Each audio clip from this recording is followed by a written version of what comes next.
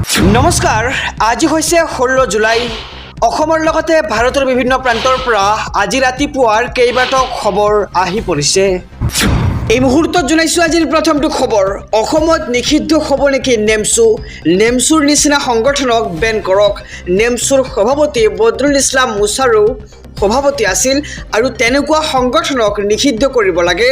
দেশৰ অখণ্ডতা আৰু সাৰ্বভৌমত্বৰ বিৰুদ্ধে কথা কয় নেমচুৱে, খিলঞ্জীয়াৰ বিৰুদ্ধে কথা কয় নেমচুৱে আৰু অসমীয়া ভাষাক প্ৰত্যাহ্বান জনোৱা লোকক নিষিদ্ধ কৰিব লাগে। আৰু উচ্ছেদৰ মাজতেই যিহেতু নেমচুৱে সাব্যস্ত কৰিছে বিশাল প্ৰতিবাদ আৰু ইয়াৰ মাজতেই সমগ্ৰ ৰাজ্যবাসীৰ বাবে আহি পৰিছে ডাঙৰ খবৰ, কিয়নো এইবাৰ নেমচুক বেন কৰাৰ কথা আহি পৰিছে আৰু কঠোৰ ব্যৱস্থা ল'ব লাগে এনে নেতা আৰু সংগঠনৰ বিৰুদ্ধে। এই মন্তব্য বিজেপিৰ সভাপতি দিলীপ শইকীয়াৰ।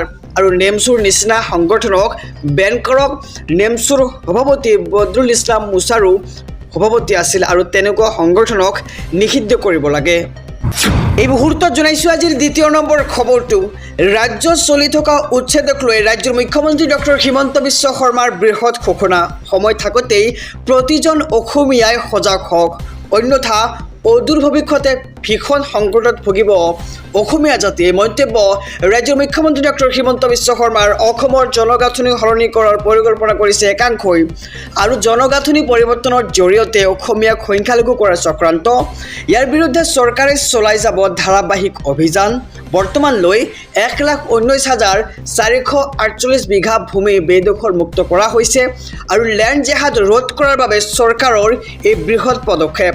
অসমীয়া সজাগ নহ'লে আমাৰ ভৱিষ্যত জটিল আৰু জনগাঁথনি পৰিৱৰ্তনৰ জৰিয়তে অসমৰ সংস্কৃতি ধ্বংস কৰাৰ ষড়যন্ত্ৰ চলাইছে একাংশই আৰু ইয়াক প্ৰতিহত কৰিবলৈ শক্তিশালী চৰকাৰৰ প্ৰয়োজন বুলি মুখ্যমন্ত্ৰী ডক্টৰ হিমন্ত বিশ্ব শৰ্মাই ডাঙৰ মন্তব্য আগবঢ়াইছে।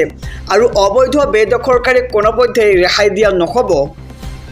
আৰু এই কঠোৰ সকিয়নি মুখ্যমন্ত্ৰী ডক্টৰ হিমন্ত বিশ্ব শৰ্মাই কৈছে যে ৰাজ্যত চলি থকা উচ্ছেদক লৈ মুখ্যমন্ত্ৰীয়ে এক ডাঙৰ ঘোষণা কৰিছে। এই মুহূৰ্তত জনাইছোঁ আজিৰ তৃতীয় নম্বৰ খবৰটো। ৰাজ্যৰ হাজাৰ হাজাৰ উচ্ছেদিত লোকৰ বাবে আহি পৰিছে ডাঙৰ খবৰ। গৃহহীন হোৱা হাজাৰ হাজাৰ পৰিয়ালক দিয়া হ'ব পুনৰ সংস্থাপন।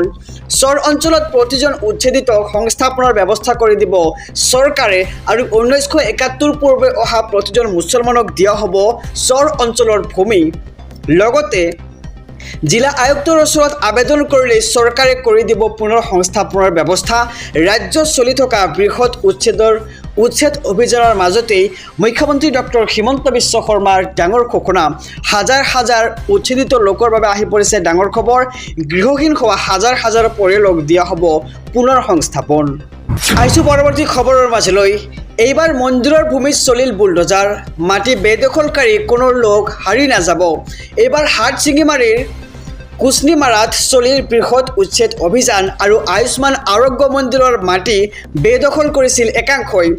জিলা প্ৰশাসনে বুলডোজাৰ লগাই উচ্ছেদ কৰে বেদখলকাৰীক আৰু উচ্ছেদিত অভিযানত সৃষ্টি হয় উত্তপ্ত পৰিস্থিতি। এইবাৰ মন্দিৰৰ ভূমিত চলিছে বুলডোজাৰ। এই মুহূৰ্তৰ খবৰ।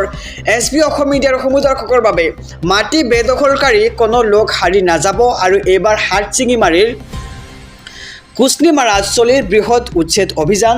আয়ুষ্মান আৰোগ্য মন্দিৰৰ এটা বেদখলকাৰী মন্দিৰত চলিছে অভিযান। আহিছোঁ পৰৱৰ্তী খবৰৰ মাজলৈ। দেশৰ সম্পত্তি কুক্ষিগত হৈছে একাংশ ধনী লোকৰ হাতত। দুখীয়াসকল দুখীয়া হৈ গৈ আছে আৰু এই ব্যৱস্থাৰ পৰা শীঘ্ৰেই দেশবাসীক উদ্ধাৰ কৰিব লাগিব। ভাৰতত প্ৰতিদিনে ধনীসকল ধনী হৈ গৈ আছে আৰু দুখীয়াসকলৰ দিনে দিনে দুখীয়া হৈ গৈ আছে। আৰু আমাৰ উদ্দেশ্য হ'ব লাগিব দৰিদ্ৰতা নিৰ্মূল কৰা আৰু যুৱচামৰ বাবে ৰোজগাৰ সৃষ্টি কৰা। কিন্তু ইয়াৰ বিপৰীতে একাংশ পুঁজিপতি সদায়ে ধনী হৈ গৈ আছে আৰু এই সমস্যাৰ পৰা মুক্ত হ'বলৈ হ'লে শীঘ্ৰেই দেশত সম্পত্তিৰ বিকেন্দ্ৰীকৰণ কৰিব লাগিব আৰু দেশৰ দুৰ্ব্যৱস্থা উদঙাই কেন্দ্ৰীয় মন্ত্ৰী নীতিন গাডকাৰীয়ে কৰিলে এই ডাঙৰ মন্তব্য। আৰু দেশৰ সম্পত্তি কুক্ষিগত হৈছে একাংশ ধনী লোকৰ হাতত আৰু দুখীয়াসকল দুখীয়া হৈ গৈ আছে আৰু ধনীসকল ধনী হৈ গৈ আছে। আহিছোঁ পৰৱৰ্তী খবৰৰ মাজলৈ। ৰাজ্যজুৰি উচ্ছেদ বিচাৰি খিলঞ্জীয়াৰ গৰ্জন। অসমীয়া জাতি ৰক্ষাৰ বাবে উচ্ছেদ বিচাৰি ৰাজপথত নামিল হাজাৰ হাজাৰ খিলঞ্জীয়াই। মুহূৰ্তৰ খবৰ দৰ্শকৰ বাবে বেদখলকাৰীক উচ্ছেদ কৰিবই লাগিব আৰু ৰাজ্যৰ প্ৰান্তে প্ৰান্তে বেদখলকাৰীক উচ্ছেদ কৰাৰ বাবে দাবী জনাইছে এতিয়া খিলঞ্জীয়াই। এই মুহূৰ্তৰ খবৰ জনাই গৈছোঁ ৰাজ্যবাসীক।